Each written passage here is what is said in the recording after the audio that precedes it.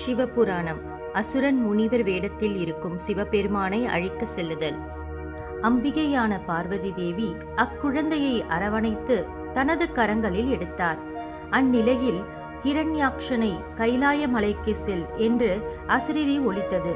அதை கேட்ட ஹிரண்யாக்ஷன் கைலாய மலையை நோக்கி சென்றான்.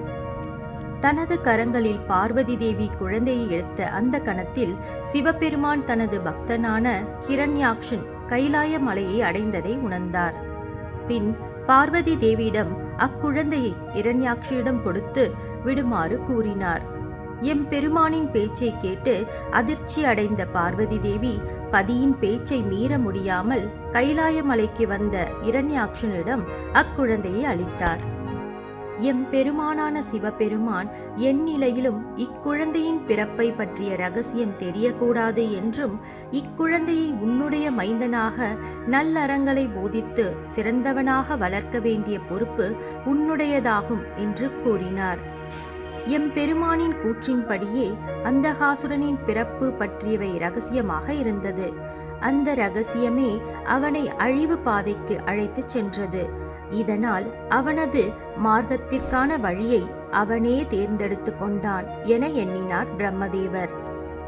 முனிவரின் துணைவியின் வருகைக்காக வாயிற்படிகளை நோக்க கண் இமைக்காமல் பார்த்து கொண்டிருந்தான் அந்தகாசுரன். மேலும் தன்னுடைய ஆணைக்கு இணங்கி மாதுவை கவர சென்ற அசுரர்கள் வெறுங்கையுடனும் காயங்களுடன் வருவதை அறிந்த அந்தகாசுரன் அதிர்ச்சி அடைந்தான். காயங்களுடன் வந்த அசுரர்கள் அந்தகாசுரனிடம் நிகழ்ந்த யாவற்றையும் எடுத்து கூறினார்கள். அப்போது அசுரர்களில் ஒருவன், அந்த முனிவரின் பலமானது எங்களை விட அதிகமாக இருந்தது. எந்த விதமான தந்திரங்களுக்கும் ஏமாறாமல் எங்களின் அனைத்து தந்திரங்களையும் முறியடித்து எங்களையும் இந்நிலைக்கு ஆளாக்கினார் என்று கூறினான்.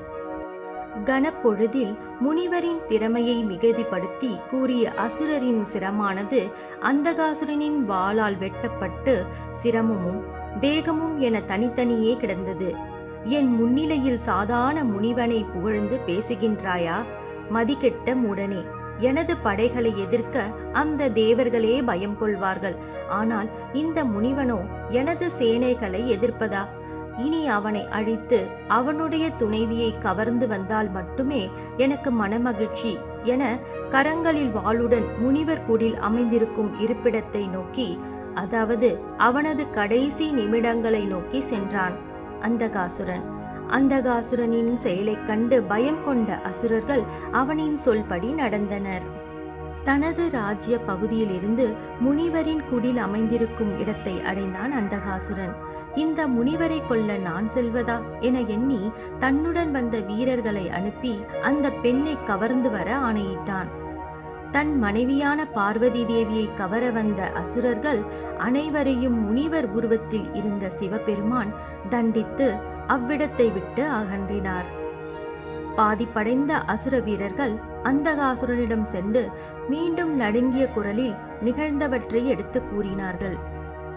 அவர்கள் கூறியதை கேட்டுவிட்டு அதுவரை தேவியை காண வேண்டும் என்ற ஆவலை மட்டும் கொண்டிருந்த அந்தகாசுரன் இனி அந்த முனிவரை வதம் செய்தே ஆக வேண்டும் என்ற எண்ணத்தோடு குடிலை அடைந்தான்.